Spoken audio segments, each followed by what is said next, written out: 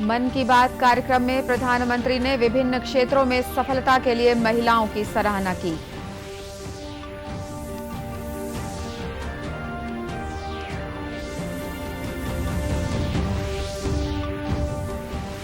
Ukraine में फंसे 240 भारतीयों को लेकर एयर इंडिया का विमान दिल्ली पहुंचा।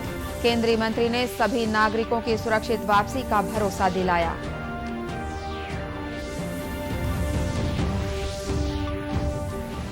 पल्स पोलियो अभियान के तहत राज्य में 0 से 5 वर्ष के बच्चों को पोलियो की खुराक दी गई।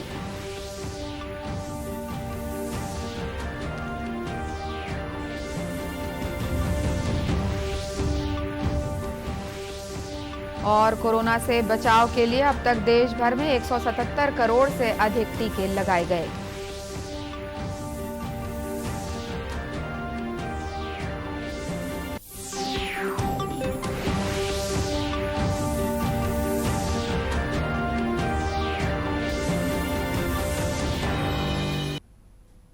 नमस्कार, आप देख रहे हैं दूरदर्शन समाचार। मैं हूं अनुराधा दुबे। अब समाचार विस्तार से। प्रधानमंत्री नरेंद्र मोदी ने हर क्षेत्र में मोर्चा संभालने के लिए देश की महिलाओं की सराहना की है। आकाशवाणी से मन की बात कार्यक्रम में राष्ट्र को संबोधित करते हुए प्रधानमंत्री ने कहा कि महिलाएं विभिन्न क्षेत्रों में नई ऊंचाइयों पर पहुंच रही हैं और अपने पुराने मिथकों को तोड़ रही हैं। अंतर्राष्ट्रीय महिला दिवस 8 मार्च को मनाया जाएगा। प्रधानमंत्री ने कहा कि देश की बेटियां सेना में नई और बड़ी भूमिकाओं में जिम्मेदारी निभा रही हैं। उन्होंने कहा कि स्कूल जाने वाली लड़कियों की संख्या में भी सुधार हुआ है। प्रधानमंत्री ने कहा कि स्वच्छ भारत अभियान के अंतर्गत महिलाओं को खुले में शौच से मुक्ति मिली है। उन्होंने कहा कि 3 तलाक जैसी सामाजिक बुराई का अंत भी हो रहा है। 3 तलाक के खिलाफ कानून लागू होने से देश में 3 तलाक के मामलों में 80% की कमी आई है। दुनिया में इंटरनेशनल वुमेन्स डे, अंतर्राष्ट्रीय महिला दिवस मनाया जाएगा। महिलाओं के साहस, कौशल और प्रतिभा से जुड़े कितने ही उदाहरण हम मन की बात में लगातार साझा करते रहे हैं। आज चाहे स्किल इंडिया हो, सेल्फ हेल्प ग्रुप हो या छोटे बड़े उद्योग हो, महिलाओं ने हर जगह मोर्चा संभाला हुआ है। आप किसी भी क्षेत्र में देखिए, महिलाएं पुराने मिथकों को तोड़ रही हैं। आज हमारे देश में पार्लियामेंट से लेकर पंचायत तक अलग अलग कार्य क्षेत्र में महिलाएं नई ऊंचाई प्राप्त कर रही हैं। सेना में भी बेटियां अब नई और बड़ी भूमिकाओं में जिम्मेदारी निभा रही हैं और देश की रक्षा कर रही हैं। पिछले महीने गणतंत्र दिवस पर हमने देखा कि आधुनिक फाइटर प्लेन्स को भी बेटियां उड़ा रही है। देश ने सैनिक स्कूलों में भी बेटियों के एडमिशन पर रोक हटाई और पूरे देश में बेटियां सैनिक स्कूलों में दाखिला ले रही हैं। इसी तरह अपने स्टार्टअप जगत को देखें। पिछले सालों में देश में हजारों नए स्टार्टअप शुरू हुए। इनमें से करीब आधे स्टार्टअप्स में महिलाएं निदेशक की भूमिका में है। पिछले कुछ समय में महिलाओं के लिए मातृत्व अवकाश बढ़ाने जैसे निर्णय लिए गए हैं। बेटे और बेटियों को समान अधिकार देते हुए विवाह की उम्र समान करने के लिए देश प्रयास कर रहा है। प्रधानमंत्री मोदी ने कहा कि भारत अवलोकितेश्वर पद्मपाणि की 1000 साल से भी पुरानी प्रतिमा देश में लाने में सफल हुआ है। ये मूर्ति कुछ वर्ष पहले बिहार में गया स्थित कुंडलपुर मंदिर से चोरी हो गई थी। उन्होंने कहा कि कई प्रयासों के बाद भारत को ये प्रतिमा वापस मिल पाई है। प्रधानमंत्री ने मातृभाषा के महत्व की चर्चा करते हुए कहा कि जैसे हम अपनी मां को नहीं छोड़ सकते, उसी तरह मातृभाषा भी हमारे बुनियादी विकास के लिए सबसे बड़ा आधार है।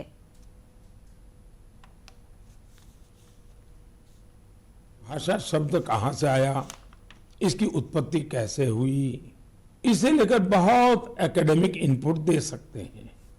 मैं तो मातृभाषा के लिए यही कहूंगा कि जैसे हमारे जीवन को हमारी मां गढ़ती है, वैसे ही मातृभाषा भी हमारे जीवन को गढ़ती हैं।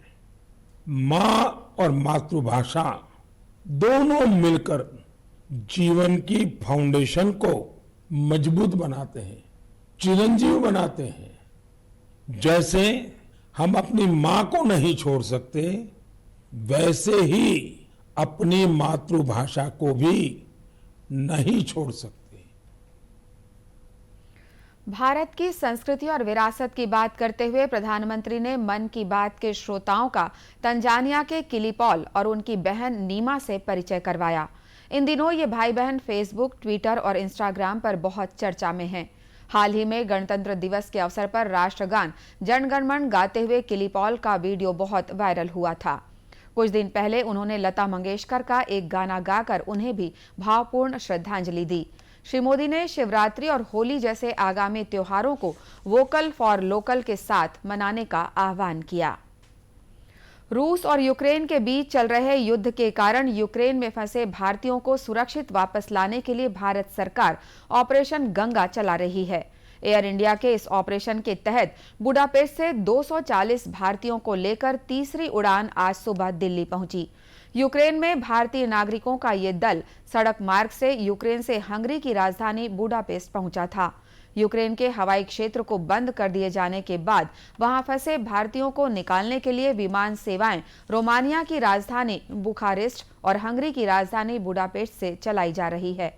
इससे पहले प्रधानमंत्री नरेंद्र मोदी ने कल यूक्रेन के राष्ट्रपति वोल्दिमीर जेलेंस्की से बात की। इस दौरान राष्ट्रपति जेलेंस्की ने प्रधानमंत्री नरेंद्र मोदी को यूक्रेन में जारी संकट के बारे में विस्तार से जानकारी दी।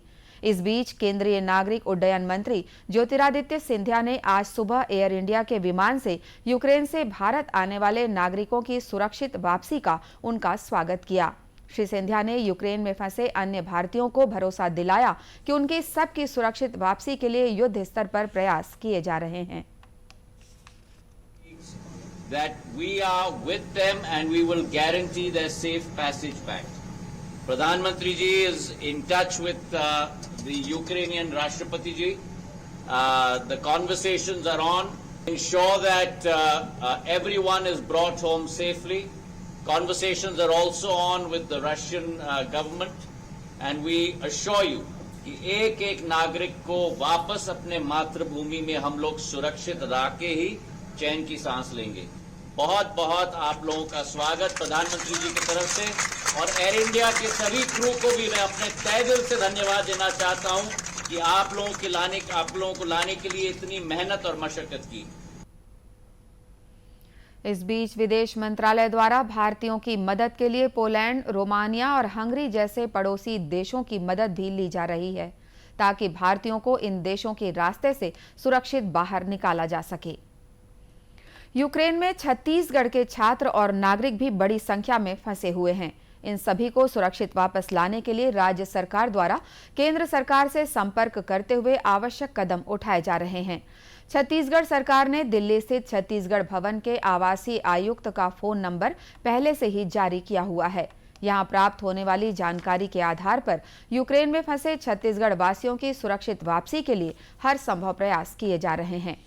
इस बीच राजनांदगांव जिले के डोंगरगढ़ की युविका मलागर, खैरागढ़ की विभा साहू और खड़गांव की आयशा जॉर्ज के भी यूक्रेन में फंसे होने की जानकारी मिली है। ये सभी छात्राएं वहां एमबीबीएस की पढ़ाई कर रही हैं। इनमें से एक छात्रा युविका मलागर ने वीडियो कॉल पर बताया कि उन्हें फिलहाल एम्बेसी के दफ्तर में रखा गया है। से भी कम खाना खा रहे हैं हम, पानी भी नहीं है, पानी में हम टैप वाटर पी रहे हैं, कुछ भी फैसिलिटीज नहीं है, मतलब कि कुछ भी नहीं। अगर सबसे अनसेफ जगह पे भी हम हैं यहाँ पे। वहीं डोंगरगढ़ की रहने वाली युविका मलागर की मां बबीता मलागर ने बताया कि उनकी बेटी सहित अन्य छात्राएं फिलहाल तकलीफ में हैं, क्योंकि युद्ध के कारण बुनियादी सुविधाएं भी उपलब्ध कराने में कठिनाई हो रही है। पहुंच जाए, क्योंकि अभी उनका कोई भी वो नहीं है। बोली मम्मी हम कहाँ जाए, क्या करें, कुछ समझ नहीं आ रहा है। या खाने के लिए क्या, पानी भी नहीं है पीने के लिए करके, टंकी का पानी पी रहे हैं अभी मम्मी, क्या करें करके। और हमको कहीं बाहर जाना भी है, अभी स्टेशन भी, तो कैसे निकले यहाँ से। इस बीच छत्तीसगढ़ के मुख्यमंत्री भूपेश बघेल ने आज नई दिल्ली में यूक्रेन से भारत आने वाले छत्तीसगढ़ के नागरिकों से मुलाकात की। उन्होंने सभी को विश्वास दिलाया कि यूक्रेन में फंसे प्रदेश के अन्य नागरिकों को भी जल्द से जल्द सुरक्षित लाया जाएगा। इस समय यूक्रेन से लौटने वाले छत्तीसगढ़ वासियों के ठहरने की व्यवस्था दिल्ली स्थित छत्तीसगढ़ सदन में की गई है। राज्य में 0 से 5 वर्ष की उम्र के करीब 36,26,000 बच्चों को पोलियो की खुराक पिलाने के लिए आज पल्स पोलियो का विशेष अभियान चलाया गया। राष्ट्रीय सघन पल्स पोलियो अभियान के तहत आज विभिन्न सार्वजनिक स्थानों पर स्वास्थ्य कार्यकर्ताओं और मितानिनों ने छोटे बच्चों को पोलियो की दवा पिलाई। आज के अभियान में दवा से वंचित रहने वाले बच्चों को कल 28 फरवरी और 1 मार्च को घर घर जाकर पोलियो की खुराक दी जाएगी। आज के अभियान को सफल बनाने के लिए रायपुर रेलवे स्टेशन और बस स्टैंड के अलावा अन्य सार्वजनिक स्थानों पर सुबह से ही स्वास्थ्य कार्यकर्ताओं की टीम तैनात की गई थी। इस अभियान के लिए प्रदेश में शहरी और ग्रामीण क्षेत्रों को मिलाकर कुल 14,504 बूथ बनाए गए हैं। इन बूथों में 29,000 से ज्यादा टीका दल अपनी सेवाएं दे रहे हैं। अभियान के दौरान करीब 3,000 पर्यवेक्षकों की ड्यूटी भी लगाई गई है। इसी कड़ी में दुर्ग जिले में भी आज 0 से 5 वर्ष की उम्र के बच्चों को पोलियो की दवा पिलाई गई। इस अभियान के लिए स्वास्थ्य कार्यकर्ताओं और मितानिनों के साथ ही सामाजिक संगठनों की सेवाएं भी ली गईं। प्रदेश के गृह मंत्री ताम्रध्वज साहू ने लोगों से अपील की कि वे अपने बच्चों को पोलियो से बचाने के लिए पल्स पोलियो की दवा अवश्य पिलवाएं। अपने प्रदेश के अंदर आने वाली पीढ़ी को स्वस्थ रखें ताकि हमारा हर आने वाला प्रदेश बहुत मजबूत प्रदेश बन सके। जब बच्चे या आदमी स्वस्थ रहेंगे तो स्वस्थ शरीर स्वस्थ मन, तो अच्छे मन से विचार भी अच्छे आएंगे, काम भी अच्छा कर पाएंगे, बीमारियों से मुक्त भी रह पाएंगे। तो इसलिए सरकार की जो योजनाएं हैं पल्स पोलियो अभियान दो बूंद सब देने का, तो काफ़ी लंबे समय से चल रहा है और इसका अच्छा परिणाम भी सामने आया है। वहीं दुर्ग लोकसभा क्षेत्र के सांसद विजय बघेल ने भी आज के अभियान को सफल बनाने की अपील की। उन्होंने कहा कि हम सब मिलकर ही देश को पोलियो मुक्त बना सकते हैं। कि कई ऐसे माता पिता हैं, मैं तो पढ़े लिखे माता पिता को भी आह्वान करूंगा, निवेदन करूंगा कि वो लोग जागरूक होकर ऐसे शिविरों में आए। वो लोग सोचते शिविर तो लगता है उसके बाद तो घर में आते हैं, लेकिन हमारे जो इस अभियान में लगे हुए कर्मचारियों को, अधिकारियों को कितनी तकलीफ होती है। एक बार नहीं मिला तो दूसरी बार जाते हैं। तो ये खुद का कर्तव्य समझना चाहिए, और खुद का कर्तव्य जब तक हम लोग नहीं समझते तब तक कोई अभियान सफल नहीं होगा। और हम लोग अपने ही लिए एक नाइंसाफ़ी करेंगे, अपने बच्चों के लिए नाइंसाफ़ी करेंगे। और हर अभियान में, चाहे कोई भी अभियान चले शासन और सरकार के द्वारा, वो मानव जीवन के लिए बहुत आवश्यक होता है। प्रदेश के अन्य जिलों में भी आज 0 से 5 वर्ष के बच्चों को पोलियो की खुराक दी जा रही है। कोरबा में राजकिशोर प्रसाद और कलेक्टर रानू साहू ने स्वयं सामुदायिक स्वास्थ्य केंद्र में पहुंचकर बच्चों को पोलियो की दवा पिलाई। कलेक्टर रानू साहू ने बताया कि जिले में 1,72,000 बच्चों को इस महाअभियान के जरिए पोलियो की खुराक देने का लक्ष्य रखा गया है। इसके लिए जिले में 1500 से अधिक बूथ बनाए गए हैं।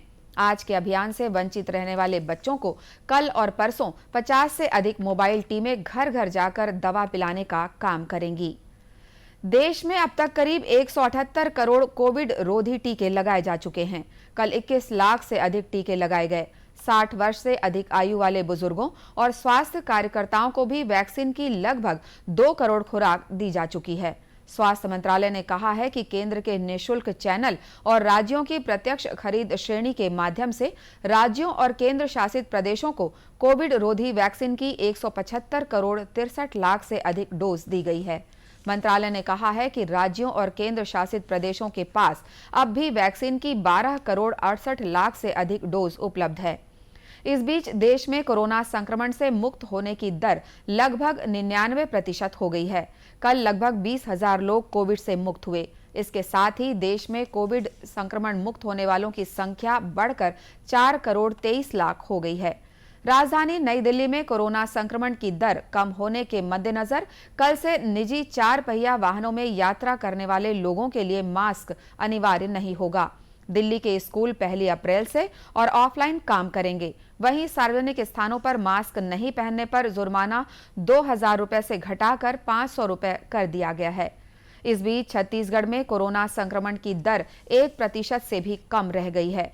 कल 20,000 से अधिक सैंपल्स की जांच में 151 व्यक्ति संक्रमित पाए गए। प्रदेश में इस समय कोरोना के सक्रिय मरीजों की संख्या 1887 है। दूरदर्शन केंद्र रायपुर से प्रसारित होने वाले प्रादेशिक समाचार को आप YouTube पर भी देख सकते हैं। हमारे YouTube channel Chhattisgarh DD news पर प्रादेशिक समाचार उपलब्ध रहेगा। YouTube चैनल का लिंक और QR कोड आप स्क्रीन पर देख सकते हैं। अपने एंड्रॉयड फोन से QR कोड स्कैन कर आप छत्तीसगढ़ डीडी न्यूज लिंक पर जा सकते हैं। इसके अलावा छत्तीसगढ़ डीडी न्यूज फेसबुक और ट्विटर पर भी उपलब्ध है। इसी के साथ ये समाचार बुलेटिन समाप्त हुआ। नमस्कार।